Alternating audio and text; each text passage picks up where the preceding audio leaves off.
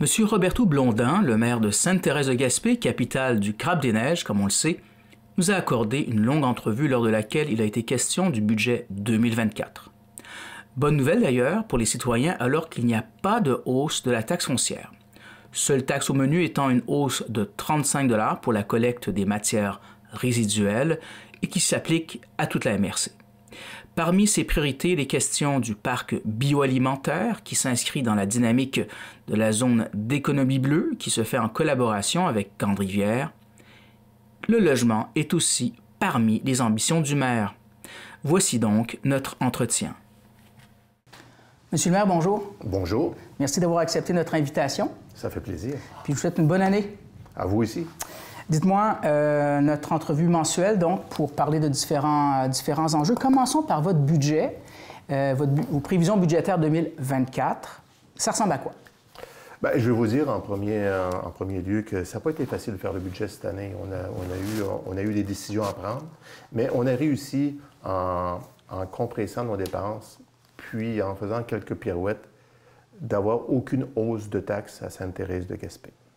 Aucun tarif liés aux services municipaux. Il n'y a aucune hausse de taxes au niveau des services. Il y a juste, comme tout le monde sait, là, la régie intermunicipale des matières résiduelles, là, où c'est vraiment important pour nous autres, le Conseil des maires, il faut qu'on se penche là-dessus parce que les prix explosent, les soumissions aussi. La réglementation provinciale, environnementale fait en sorte qu'il y a toujours des coûts supplémentaires. Puis la transformation que le gouvernement veut faire avec le recyclage, c'est vraiment quelque chose d'important, puis il faut qu'on se penche là-dessus, le Conseil des maires. On en a une rencontre prochainement là, pour discuter de ça. Là. Il faut vraiment qu'on se penche sur ce dossier-là. En effet, je me souviens d'avoir entendu ça lors d'une séance de la MRC où on essaie de revoir un peu, pas la gouvernance, mais une nouvelle façon de faire à cause de la hausse des coûts. La hausse des coûts dont vous parlez, c'est une augmentation de 35 $, je pense, par porte. Elle est partie de 300 à 335, quelque chose comme ça. Bref, une augmentation de 35 $. En effet, restons dans votre budget. Donc, aucune hausse quelconque, à part celle-là. Est-ce que c'était... Je sais que c'était pas facile. Vous avez dû faire quelques difficultés comptables pour arriver à ça ou c'était plutôt relativement... Bien, ce qu'on a fait, c'est qu'on a vraiment été poste par poste. On a vu ce qui était faisable, retardable à l'année prochaine. Et puis aussi, là, on est quand même en bonne santé financière, Sainte-Thérèse-de-Gaspé. D'accord. On a, dans le surplus de non affectés, on a 671 000. Donc, le 48 000 qui nous manquait, on a été le chercher là. Parce qu'on a dit que c'était important. Pour cette année, là, ça a vraiment été difficile pour l'ensemble de la population, au niveau de l'inflation, au niveau, on parle des saisonniers ici en Gaspésie, là, prochainement, là, ça ne sera pas facile aussi pour certains secteurs. On a décidé d'absorber ça dans notre surplus. D'accord. Le 48 000, et puis d'avoir aucune hausse de taxe.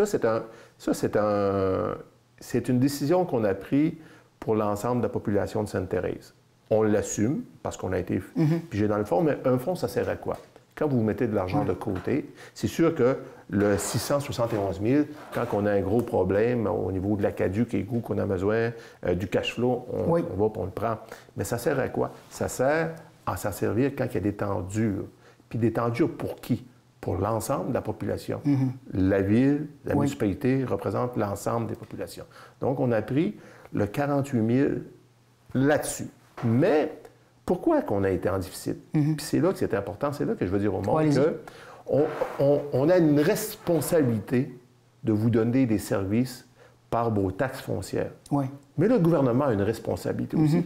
L'ensemble des municipalités et des villes du secteur ont été coupées dans leur péréquation.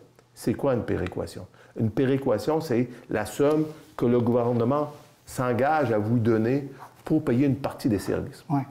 Nous, ça a été quand même assez important. Là. On parle, écoutez, là, je vais le trouver, là, ça ne sera pas long.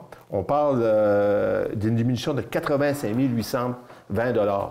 Donc, si on n'aurait pas eu cette coupure-là, on aurait été en surplus, et puis on aurait géré nos affaires comme d'habitude. Puis ce qui est intriguant, puis ce qui est frustrant, on ne peut pas savoir sur quel barème qu'on a coupé. On ne peut pas savoir le pourquoi. C'est-tu à cause qu'on a eu beaucoup de construction, qu'on a remonté notre richesse foncière? Ah, c'est un calcul. Ah, ouais. Quand vous dites que Raymond Chabot ne peut pas nous répondre pourquoi, c'est une firme comptable, c'est que c'était piquant qu'on appelle au niveau gouvernemental. Ça devient... Vous n'êtes pas le seul maire qui se plaint de ça. Vous avez tout à fait raison. D'autres maires, Grande-Rivière, je pense à Chandler aussi, si c'est pas percé aussi, chacun a encaissé cette perte de péréquation. Puis dites-moi, juste pour vous poser la question, on l'apprend un peu avant de faire son budget? Oui, on l'a appris à peu près 1 mois et demi avant. Là, OK, c'est pas beaucoup de temps, là. Non, mais 2 mois, gros max. OK. Avant qu'on commence à travailler sur le budget, on commençait au mois de novembre, nous autres, à travailler sur le budget, à voir qu'est-ce qu'on pouvait faire, puis tout ça. Puis on reçoit la nouvelle que comment qu'on a été coupé. Là, le calcul est complètement différent. Voilà, ouais. Puis moi, ce qui me frustre le plus, là, c'est quand que le gouvernement provincial dit, quand M. Legault passe à la télévision, puis il dit il va falloir que les villes apprennent qu'on a assez donné, puis il va falloir qu'ils s'organisent avec ce qu'ils ont. C'est correct pour Montréal, Québec, Trois-Rivières, Hull, les grandes villes du Québec, mais les petites municipalités comme nous autres, quand ils nous coupent 5 000 piastres, ça nous fait mal. Puis on n'a pas plus. Puis le seul payeur, là, tout est sur le payeur de taxes. La seule perception qu'on va savoir pour gérer notre ville, c'est l'impôt foncier. Donc, en enlevant une partie, on a le choix de couper ou bien de monter nos taxes. Donc, quand même un budget, vous avez fait l'équilibriste. Plan d'investissement d'immobilisation, ça ressemble à quoi? Bien, ça ressemble, on sait que notre réseau d'Acadieux-Caïgou date quand même de 1971. Oh, OK. On a notre émissaire en mer, là. Quand on parle d'émissaire, c'est avec les eaux usées. Oui. C'est à refaire. On a des études qui ont été faites. En 2024, on va commencer avec les ingénieurs à regarder ça, puis tout ça. On a aussi, au niveau des travaux publics, on a une priorité. C'est vraiment une abrégation. Pourquoi? Au niveau de tout ce qui est environnemental, qui est normé.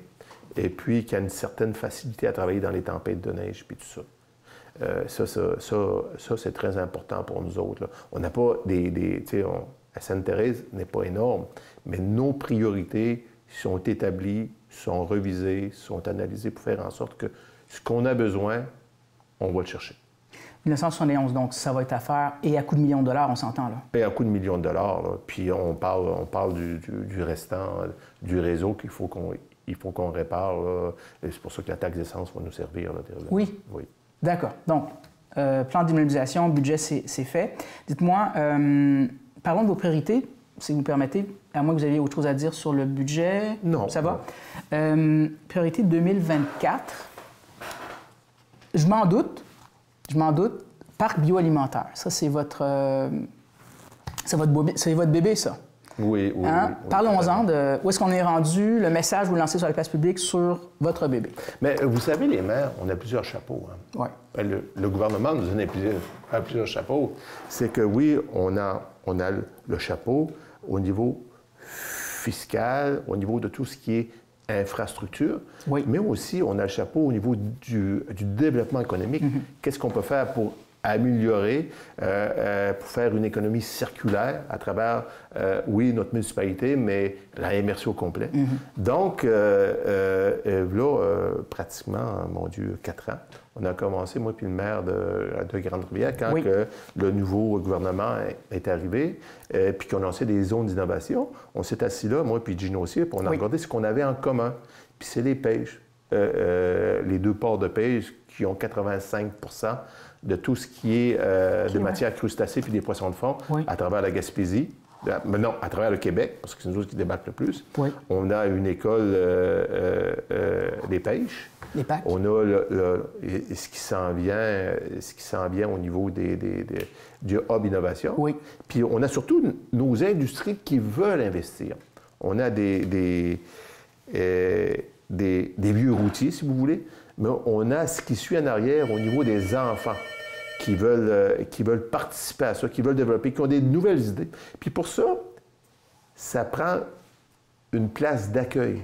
Un endroit où ce qu'on peut dire, où ce qu'on peut inviter tout le monde qui ont des idées à travers le Québec ou ailleurs, à travers le Canada, de dire, si vous voulez développer quelque chose au niveau de l'économie marine ou du développement au niveau de la transformation des produits marins, il y a une place en Gaspésie. C'est là. C'est là. Puis ça va être prochainement, on espère, annoncé qu'on va faire partie de la zone bleue, une des zones. C'est ça. À travers Rimouski. On est divisé en deux. Il y a la section Rimouski, puis il y a la section Grande-Rivière-Sainte-Thérèse. Oui. Parce qu'ils vont être mis ensemble. Dites-moi, le parc bioalimentaire qui, souhaitons-le, soit inscrit au sein de cette zone d'innovation, dites-moi très rapidement, c'est quoi un parc bioalimentaire? Ça ressemble à quoi? Bien, la différence entre un parc bioalimentaire marin puis un parc industriel, c'est qu'un parc industriel, c'est pour tous et chacun qui ont un projet, autant au niveau d'entrepôt, on voit plusieurs endroits où ça peut être diversifié dans plusieurs domaines. Tandis que nous autres, on sait que notre secteur principal, c'est l'alimentation. Oui. Puis, principalement au niveau des pêches. Donc, on donne la possibilité à des compagnies ou des individus de développer leurs propres produits, puis de s'installer dans ce parc bioalimentaire-là. Autant la deuxième, tu sais, on parle de la deuxième transformation, c'est ce qu'on fait actuellement là, au niveau du crabe bio. Mais la troisième, qui est le cosmétique, la quatrième, qui est le biomédical, que je vous dis ça, puis je ne pèle pas des nuages, là. C'est partout à travers le monde. C'est qu'ils maximisent tout ce qu'il y a comme ressources halieutiques, puis qu'ils la transforment pour aller dans des endroits encore plus payants. Puis quand on parle de plus payants, on parle des emplois à l'année, bien rémunérés, qui fait en sorte que nos jeunes, qui a la problématique, c'est un peu ça, c'est que nos jeunes allent étudier dans les grands centres et se trouvent un poste là, et puis ils se disent, on a un bon poste dans ça qu'on a étudié. Vous attendez une réponse de Québec 2024 cette année? Est-ce qu'on s'attend à une réponse? Bien, je ne suis pas devin, mais si on suit la politique, je ne pense pas que le gouvernement, la CAQ, pendant la grève de la fonction publique, était prêt à annoncer quelque chose. D'accord. Hein, c'était pas le moment. Non. Dans une négociation. Mais je pense que cet hiver, pour donner un aspect positif au développement régional, oui. Je pense que c'est possible que cet hiver, il annonce Je croise les doigts. Oui, la zone bleue. OK, chiffres. Donnez-moi quelques chiffres si jamais il y en a. Si jamais vous n'avez pas, c'est pas plus grave. Ça peut représenter... Disons que le parc, dans vos plus beaux rêves, le parc est installé et il roule à son maximum. Il a pris sa vitesse de croisière, disons ainsi. Ça peut générer des revenus pour votre collectivité de combien et générer des emplois qui ressembleraient à quoi? Au nombre d'emplois. Est-ce que ça existe, ce genre d'études-là? Je peux vous dire le nombre d'emplacements modulaires qu'on peut faire. Okay? Dans la première et la deuxième phase, il y a 28 terrains modulaires, tout dépendant des entreprises. D'accord. Mais notre parc bioalimentaire est d'une autre façon. On a dit, on voit principalement, puis avec le manque de logement, puis tout ça, on voit principalement un problème au niveau des travailleurs saisonniers qui viennent de l'extérieur. On parle beaucoup de Mexicains, donc il y a tout ça. Puis les industriels, bien, il faut qu'ils logent. Donc, ils achètent des maisons un peu partout, surtout des presbytères, je vous dirais. Ils achètent des presbytères un peu partout pour loger. Nous, ce qu'on offre à nos industriels, c'est que le parc, 90 % du parc, d'un côté de la route, vont être pour les industriels, mais de l'autre côté du parc, il va y avoir des endroits pour loger les travailleurs immigrants. Ce qui est important parce que ça va faire en sorte que ça va libérer des maisons. Les industriels, je ne pense pas qu'ils veulent partir au niveau du tourisme. Je ne pense pas qu'ils ont le temps de louer des chambres l'été. Mais ça peut faire partie d'une démarche où ils vont rétrocéder en vendant ce qu'ils ont acquis. Parce que l'important, tout ça, c'est les mettre ensemble, pas loin des usines, OK, qui peuvent participer à la communauté, mais en même temps avoir tous les services là. Donc, on est avancé dans un projet avec avec Gagnon et Fils pour un principe de dortoir qui avait tout dedans. Autrement dit, tu peux loger de 100 à 200 personnes, mais ça va permettre de libérer des maisons, libérer des endroits. J'aurais une dernière question dans le parc bioalimentaire. Est-ce qu'on a un comparatif ailleurs, au Canada ou dans le monde, ou c'est une création complètement nouvelle? C'est complètement nouveau.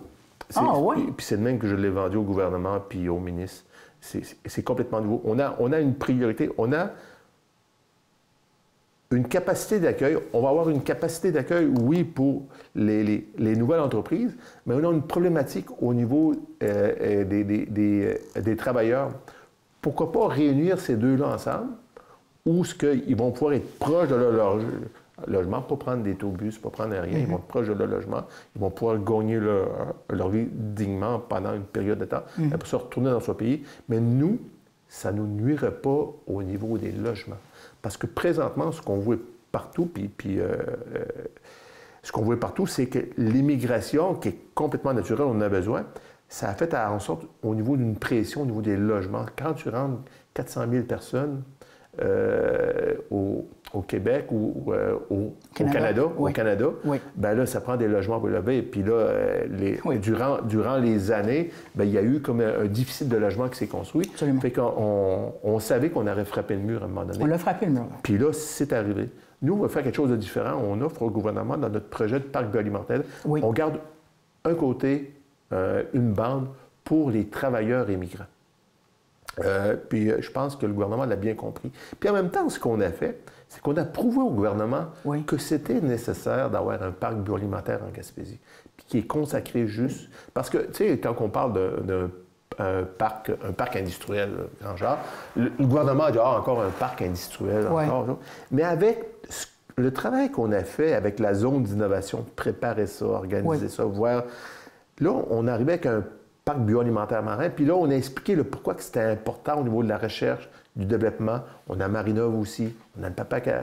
Il y a des partenaires, là. Ah oui. Là, on est tous ensemble pour dire que ça prend un lieu commun d'accueil pour les nouvelles entreprises. Le parc bioalimentaire marin de Sainte-Thérèse. Juste restons les partenaires, là, pour terminer, dans ce cas-ci. Vous avez déjà des partenaires? Vous avez dit Gagnon et Fils. Ça peut être un partenaire du parc.